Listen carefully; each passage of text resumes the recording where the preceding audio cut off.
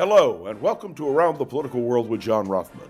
I am your host, John Rothman. If you're a fan of the show, make sure to hit the follow button on the top right of Apple Podcasts, Spotify, or wherever you are listening at this very moment. When you hit follow, leave a review or share an episode with a friend. It helps other people discover the show, keeps us going. As I like to point out each and every day, it expands our base.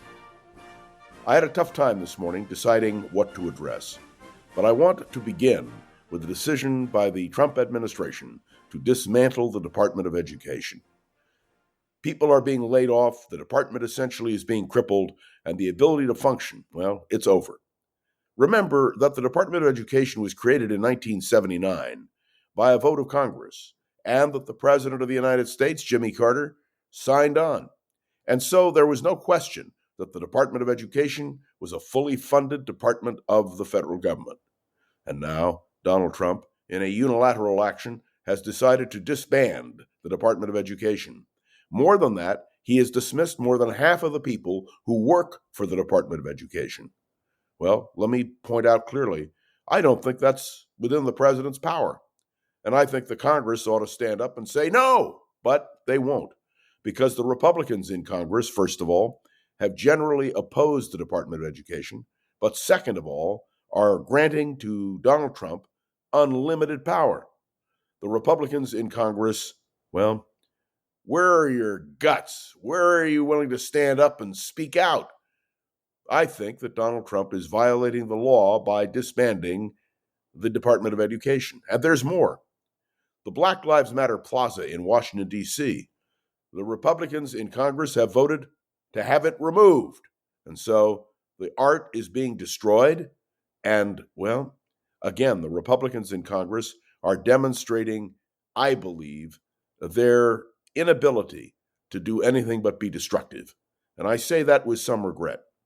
We have seen it as well in the decision by the Republicans in the House to send now to the Senate a funding bill, which will carry us through the next several months.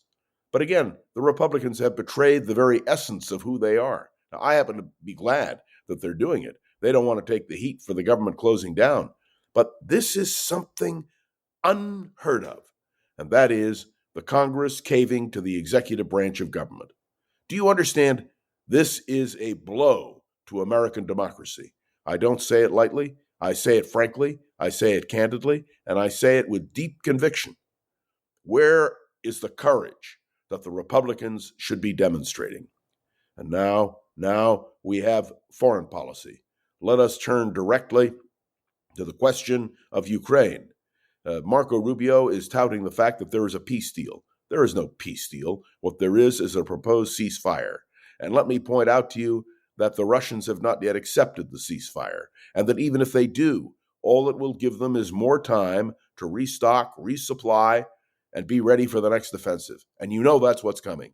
Let me also point out to you, and I do so very carefully and precisely, that what you are witnessing now, with the Trump administration deciding to allow the flow of arms and the flow of intelligence, means virtually nothing if there is a ceasefire. Now, what does all this mean? It means that Marco Rubio has achieved what he thinks is a diplomatic important development. But I would suggest to you that for the Ukrainians, this is a disaster. Now, somebody asked me, if it's a disaster, why are the Ukrainians accepting it? And the answer is because they have no choice. They cannot stand against the United States of America. And so let me be clear that the Ukraine situation is far from resolved, that it is very difficult, and we all wait to hear what the Russians will say about a ceasefire. By the way, please note, Marco Rubio didn't talk to the Russians first, at least we don't know if he did, and certainly no indication, as of my doing this podcast, is available for us to comment on what the final decision will be. But it's not peace. Do you understand? And for the Russians, frankly, if they accept it, it's a big plus. They can resupply. They can refit. They can prepare. So I would suggest to you in Ukraine, we have a serious problem. I want to talk for a few moments now about a free speech question. A Palestinian student at Columbia University who the Trump administration is trying to shut down. They say it's an attack that they are making against Jew hatred or anti-Semitism on the campus. Let me tell you something. I'm opposed in every way to this kind of elimination of free speech. I don't mind if the Palestinians speak out. In fact, I want them to speak out, just as I want the pro-Israel forces to speak out. Why? Because I believe in free speech. I don't believe that you revoke a student visa. I don't believe you revoke a green card over politics. This is the United States of America, for heaven's sake. And if Donald Trump and his administration are going to pursue this kind of policy, we're in big trouble. And may I point out, I am a Zionist. I am a staunch defender of Israel. Those of you who've known me for years and years and years know of my involvement. So I make no bones about the fact that I believe what the students did at Columbia is wrong. But they have a right to do it, and we have a right to respond. Do you understand?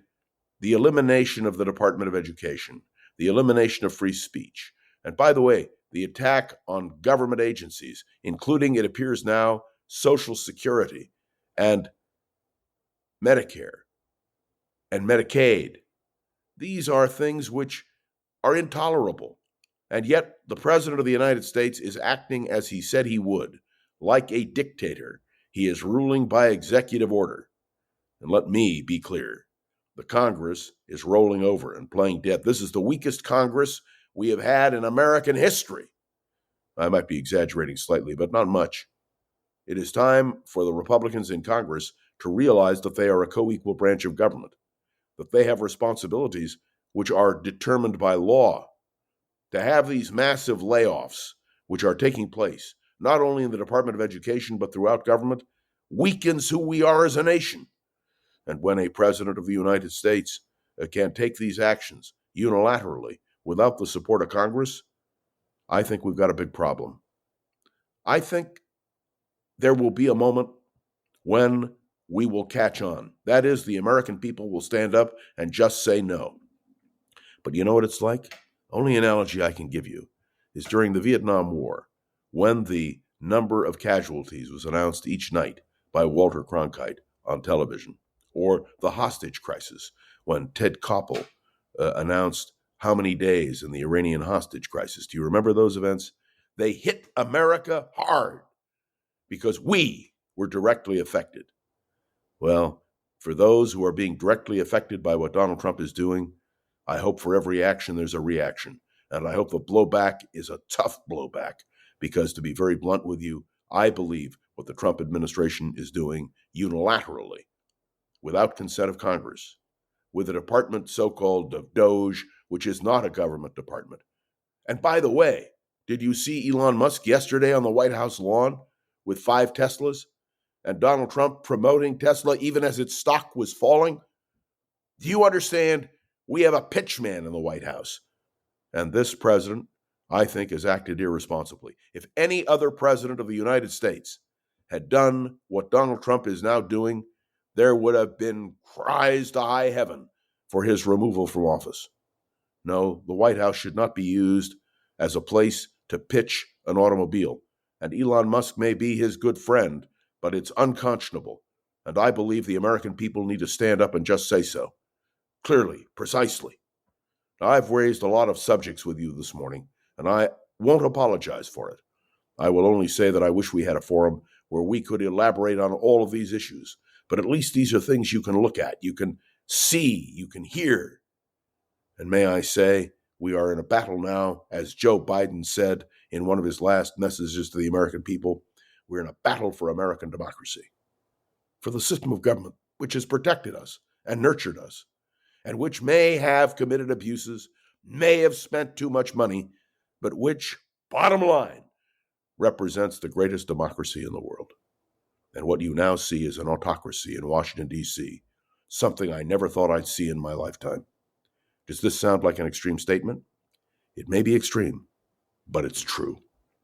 Thanks for tuning into another episode of Around the Political World with John Rothman. Make sure to follow along and let me know your thoughts on the show by leaving a review on Apple Podcasts and sharing an episode with a friend or colleague so we can continue to grow and expand, which, of course, is our goal.